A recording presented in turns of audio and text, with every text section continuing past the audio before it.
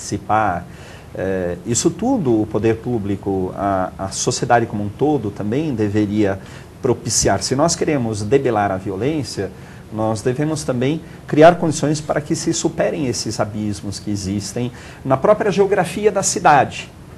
A gente anda em determinados lugares da cidade e nós vemos a cidade muito limpa, muito varrida, a varrição é muito mais frequente, o cuidado com o jardim é tão evidente, né? A via de percurso, né? A calçada é tudo mais bem cuidado. Nós andamos para outras regiões da cidade, a presença do poder público é muito pequena ou quase inexistente, né? As questões que mexem também com determinadas realidades de ocupações da cidade, né? Que fazem com que o poder público praticamente ali nem se torne presente, né? Uma certa compreensão também da vida dos empobrecidos, a própria realidade do policial hoje. Muito policial vive em favela. Sim, e não pendura a sua farda no varal, onde se lava a roupa da família por medo de represália. Claro, claro. Não é? E por isso, os meios de comunicação também têm uma responsabilidade de educar contra a violência, pela não violência. Aliás, eu acho que existe uma, como você havia dito no início, uma certa ideologização quanto à violência. Tanto é quanto à violência e quanto à segurança. Porque recentemente nós lemos vários jornais aqui na cidade de São Paulo, são jornais do Estado, que comentam que durante um tempo o governo do Estado maquiou os dados de violência na cidade. Maquiou dados assim, para dizer o seguinte, olha, não ocorreram tantos homicídios, não ocorreram tantos roubos, não ocorreram tantos delitos, né? Suponho que essa maquiagem, além do dano de maquiar em si, tem uma outra ideologia por trás. Quer dizer... me isenta da responsabilidade de cuidar melhor disso. De oferecer alternativa. Ou de demonstrar que determinadas atitudes ou ausência de atitudes que foram ou não tomadas também provocaram uma continuidade ou talvez até um aumento da violência. Porque geralmente a racionalidade do Estado imagina o seguinte, bom, nós vamos investir em segurança, em policiamento, em encarceramento, né, das pessoas, né? E raciocina menos com a ideia assim, bom, nós temos que produzir mais educação. Quando surgiu a ideia dos CELS, dos Centros Educacionais Integrados na cidade de São Paulo, havia uma discussão muito forte, inclusive aqui na Câmara, assim, não, mas é muito caro, vai custar 350, 400 reais por criança naquele centro integrado, aquele centro que teria educação básica, cultura, esporte e outras, vamos dizer assim, outros quesitos que aquela população nunca havia tido acesso, né? Todavia, naquela época, a FEBEM gastava R$ 1.200 para encarcerar jovens, né? 3 vezes mais do que se gastaria 3 vezes assim. Mais. Então, quer dizer, esse raciocínio, né, que eu acho que é um raciocínio muito ideologizado. Depois também o investimento na população empobrecida. A que está no entorno. Não é? Quando a gente gasta assim no museu, em restaurar determinados fragmentos da cidade, a gente não se escandaliza tanto. É verdade. Agora, vamos lá, vamos restaurar a pista do aeroporto de Congonhas, vamos fazer as saídas de emergência para o avião poder brecar, sei lá, tudo isso é necessário, Tudo é verdade, isso é necessário. É necessário. Mas quais são os mecanismos, qual é o dinheiro público que nós vamos investir para que as pessoas não morram assassinadas como se morre aqui?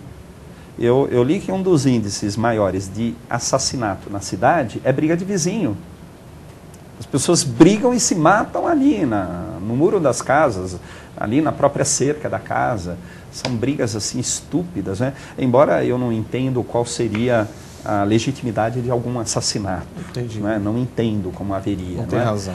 Mas, por exemplo, investir em determinados aparelhos públicos, na minha opinião como o CEL, que não era somente uma escola, mas um centro cultural, tem teatro, tem piscina, tem aula de dança, tem aula de tantas coisas. De rádio, de cinema. Tem o encontro da família, a família pode se encontrar lá, a família pode acompanhar um filme, pode acompanhar uma expressão cultural. Isso tudo humaniza as relações, faz também a cidade se manejar por outras vias, aquele lugar se restaura, ali vem um pouco mais de vida para a população local.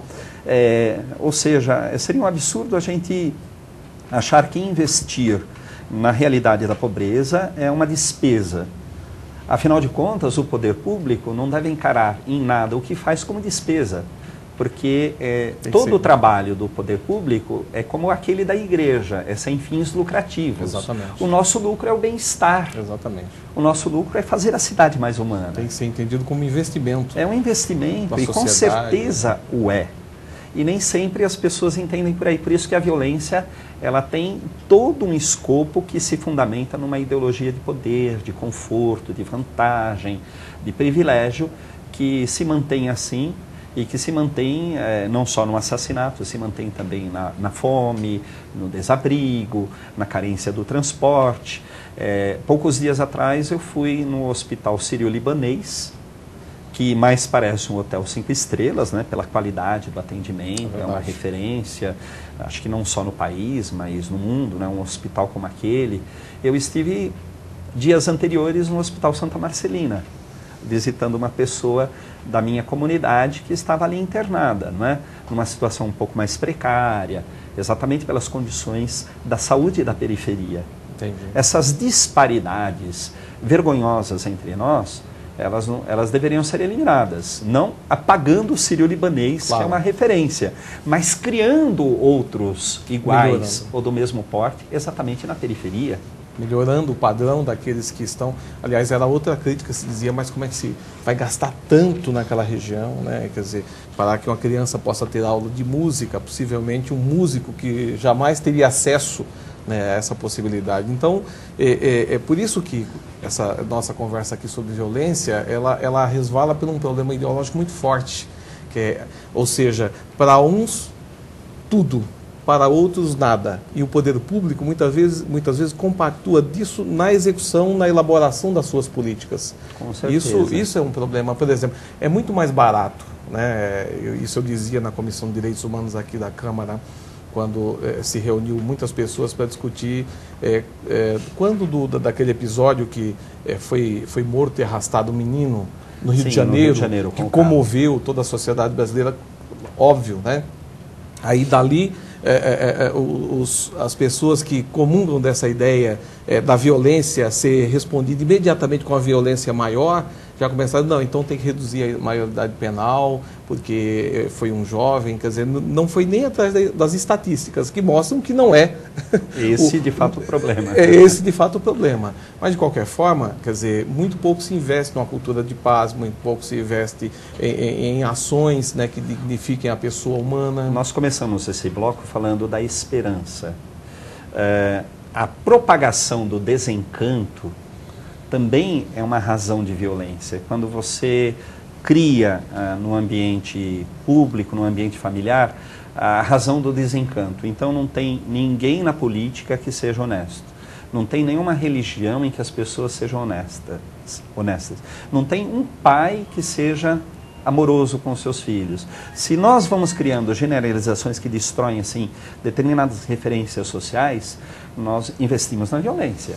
Não que isso signifique esconder, infelizmente, o que existe de fato na corrupção, seja política, na violência que também se realiza por líderes religiosos, por pessoas que se desvirtuam de determinados ideais que devem estar presentes naquela entidade, naquele poder, naquela família. Mas quando você cria um clima do desencanto tal e você vive explorando isso como ave de rapina, você é um instrumento de violência. E não há, nesse sentido, não haverá nenhuma política de segurança que contenha. Não tem presídio que dê conta, não tem policiamento repressivo que dê conta. Então, comungando dessa opinião, eu acho que além das políticas de segurança que precisam ser desenvolvidas, mas elas precisam ser desenvolvidas dentro da racionalidade, e o Estado também deve pensar em termos de promotor de um bem-estar, que muitas vezes está faltando, de promover relações, de melhorar. É claro, se a cidade estiver bem, São Paulo é uma cidade rica, comparativamente, eu estou falando em termos de Brasil, comparativamente a outras cidades, então ela dispõe de recursos que poderiam ser melhor distribuídos, né? Nós passamos por um período muito longo em que 80% do orçamento era gasto no centro expandido e 20% no restante da cidade. e nós passamos por um período recente de inversão